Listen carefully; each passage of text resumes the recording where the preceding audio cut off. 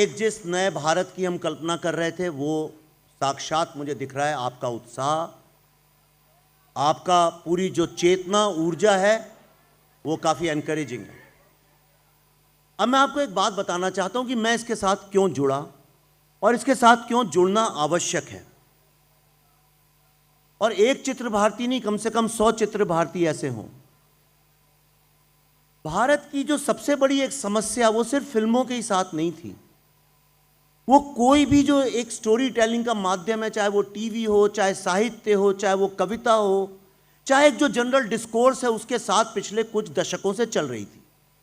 अगर आप भारत को समझना चाहते हैं तो मैं हमेशा कहता हूं, अगर आप भारत का जो सोशो पॉलिटिकल एवोल्यूशन है आज़ादी के बाद का, अगर उसको समझना चाहते हैं तो उसका एक बड़ा आसान तरीका है, भारतीय फिल्मों के विलेन को आप अध्ययन करें। आप अगर भारतीय फिल्मों के विलेन को अगर स्टडी करेंगे तो आपको भारत एग्जैक्टली समझ में आ जाएगा। कोई हिस्ट्री क्लास में जाने की आवश्यकता नहीं है। आप अगर आज़ादी से पकड़ें, आज़ादी के वक्त की फिल्मों में विलेन हुआ करते थे अंग्रेज लोग, और उनसे लड़ाई लड़ने वाला जो होता था वो एक बड़ा सामान्य गांव का एक टीचर का बेटा, एक बहुत मामूली आम आदमी हुआ करता था। वो लड़का निकलता था और वो कहता था, नहीं, मैं इस शोषण के खिलाफ आवाज़ उठाऊंगा, आज़ादी के लिए अपनी जान देने को तैयार हूं। और वो एक भगत सिंह जैसा, चंद्रशेखर आज़ाद जैसा, गणेश शंकर विद्यार्थी जैसा एक बड़ा मामूली आम हिंदुस्तानी का आदमी हुआ करता था।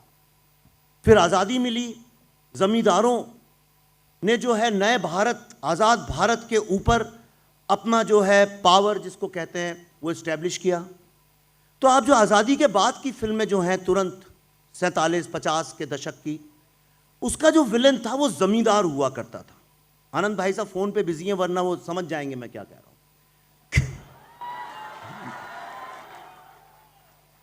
और उस जमींदार से लड़ाई लड़ने वाला एक किसान का बेटा, एक मजदूर का बेटा हुआ करता था, खास तौर पे किसान का बेटा। आप देखिए दिलीप कुमार की फिल्में देखिए उस वक्त की, तो वो जमींदारी के खिलाफ लड़ाई लड़ता था। और भारत की जो चेतना थी, सही और गलत के बीच शोषण से लड़ाई लड़ने की वो चेतना एक जो है उसको जगाती थी वो फिल्म। वो जो नायक था उसको जगाता था, और भारत की जो आम जनता थी उनको एक स्टोरी टेलिंग में रिप्रेजेंटेशन मिलता था। उसके बाद का दशक देखिए आप, जब जमींदार लोगों को, जब जमींदार के खिलाफ जब खड़े हुए, उसके नक्सल मूवमेंट सारा चालू हुआ था, तो यही जमींदार जो है अब गांव छोड़ के शहर आ गया, और शहर आके वो मिल ओनर बन गया। इंडस्ट्रियलिस्ट नहीं, मिल ओनर। और अगर आप उस दशक की फिल्में देखें, ये 60 और मिड 70s, अर्ली 70s तक की, तो ये मिल ओनर के खिलाफ जो है एक लड़ाई लड़ता था एक मामूली आम मिडिल क्लास हिंदी बोलने वाला, तेलुगु बोलने वाला, बंगाली बोलने वाला लड़का खड़ा होता था, उसके खिलाफ आवाज उठाता था और उसको आखिर में परास्त करता था। जो चेतना थी वो जगी रहती थी।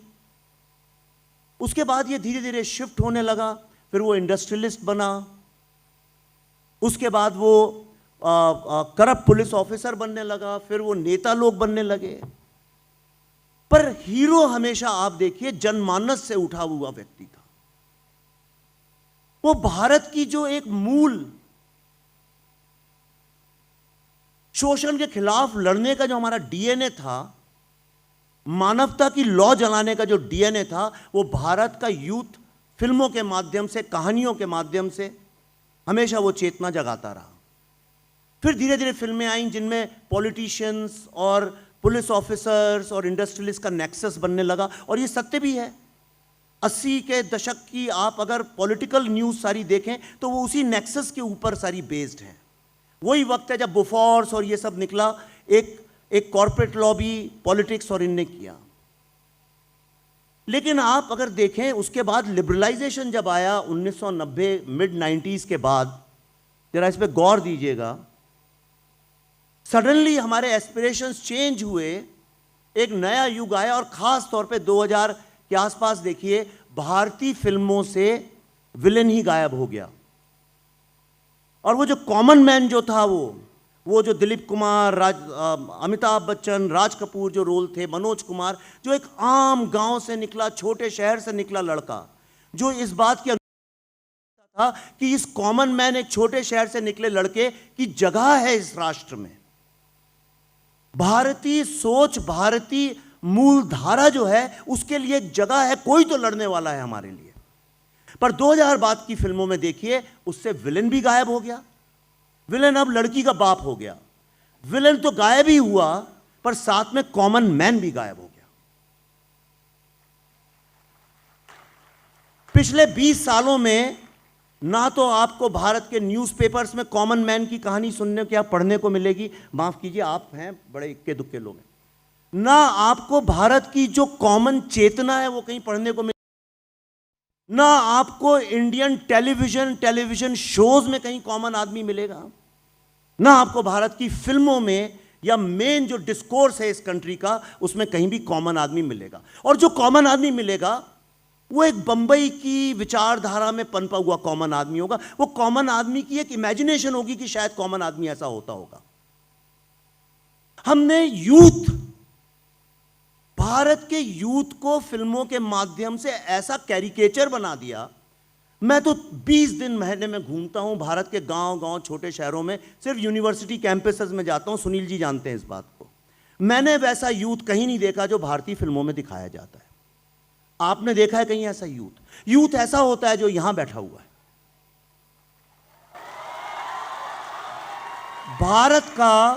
भारत का कौन सा ऐसा यूथ है जो सड़कों पे बास्केटबॉल खेलता रहता है और फ्रीली, वो एक कल्पना है। वो क्या है, जिन लोगों ने भारत की मिट्टी में कदम नहीं रखा है, भारत की जो सोच है उसमें जो नहीं घुसे हैं, जिन्होंने गंगा में डुबकियां नहीं लगाई हैं, वो जानते ही नहीं है कि भारत के यूथ की समस्या है क्या।